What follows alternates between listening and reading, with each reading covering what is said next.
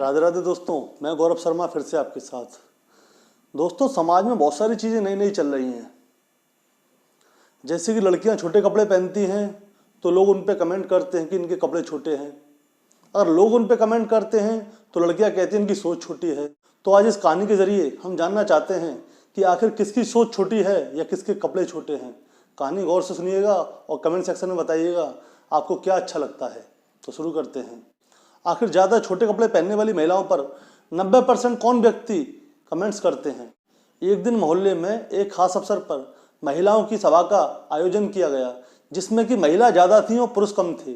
महिलाओं में बहुत सुंदर सुंदर 25 से 30 साल की लड़कियां छोटे छोटे कपड़े पहनकर पुरुष समाज को कोस रही थीं।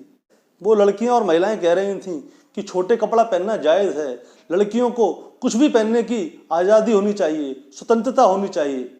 पुरुषों की गंदी नीयत और छोटी सोच को बहुत दोषी बता रही थी। उसी बीच लगभग 30 साल का एक आदमी देखने में बहुत ही सभ्य घर का था, सुंदर था, आकर्षक था। उसने अपने मन की बात उन लोगों के सामने बोलने की अनुमति मांगी। उसकी अनुमति स्वीकार कर ली गई और उसके हाथ में एक माइक दे दिया गया।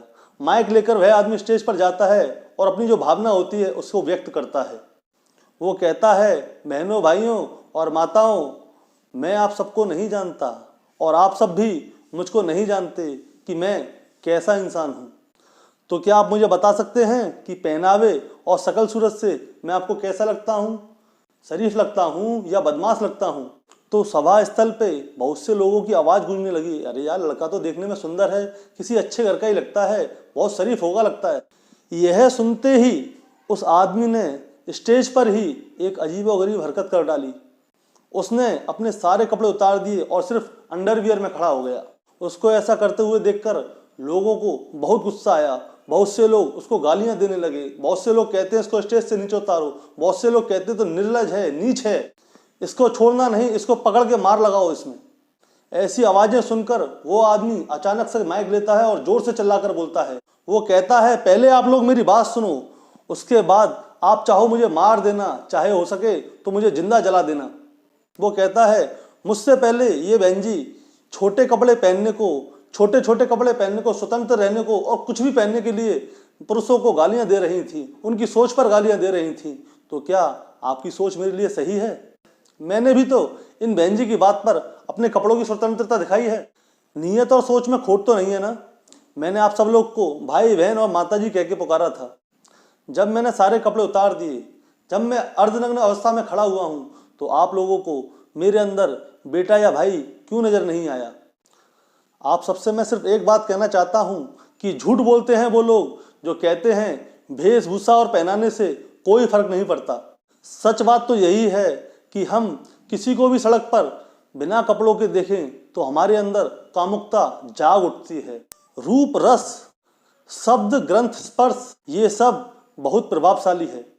इसके प्रभाव से तो विश्वामित्र जैसे ज्ञानी पुरुष के मन में भी विकार पैदा हो चुका था, जबकि उन्होंने तो सिर्फ रूप कारक के दर्शन किए थे। तो आम आदमी उनके आगे क्या है? दोस्तों, आज के समाज की सोच तो यही है कि अपने घर की बेटियां अपने शरीर को ढके या ना ढकें, लेकिन अपने घर की बहू अपने आप को घूंघट के अंदर छुपा के रखे। आज के समाज में बदन ढकना जरूरी नहीं है, लेकिन मुंह ढकना बहुत जरूरी है। आज के समाज में घूंघट के लिए कोई जगह नहीं है। उसी प्रकार अर्धनग्न और छोटे कपड़ों के लिए भी कोई जगह नहीं होनी चाहिए। तो दोस्तों, आपको क्या लगता है कि आज के समय में लड़कियों को छोटे कपड़े पहनने की स्वतंत्रता मिलनी चाहिए कि नहीं? अगर मिलनी चाहिए तो भैया हमारी वीडियो को लाइक, कमेंट एंड शेयर जरूर कीजिए। बोलिए राधे राधे। और अब चलते हैं कृष्णवाणी की ओर। राधे राधे दोस्तों, मैं गौरव शर्मा फिर से आपके साथ। आज हम आपको श्रीमद् भागवत गीता के अध्याय नंबर 1 के श्लोक नंबर 9 को शुद्ध हिंदी में समझाएंगे। तो शुरू करते हैं। दुर्योधन बहुत ही गर्व के साथ कहता है कि मेरे लिए जीवन की आशा त्यागने वालों की कोई कमी नहीं है। और इतना ही नहीं, ये सूरवीर अनेकों प्रकार के शस्त्रों से सुसज्जित हैं और सबके सब युद्ध में चतुर हैं। दुर्योधन के एक इशारे पर ही उसके सेना के सूरवीर लड़ने मरने के लिए भी तैयार हैं और उन्हीं को देखकर दुर्योधन बहुत खुश हो रहा है। दुर्योधन के साथ उसकी सेना में लड़ने के लिए सूरवीर थे, जो उसके लिए मरने के लिए भी तैयार थे।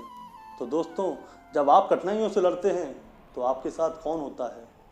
आपके साथ होता है आपका हुनर, आपकी मेहनत, आपकी चतुराई, आपके संगी और आपके रिश्तेदार। जैसे कि सूरवीर दुर्योधन के साथ कुछ भी करने के लिए तैयार हैं, ऐसे ही आपके साथी संगी भी आपके लिए कुछ भी करने के लिए हमेशा तैयार होने चाहिए।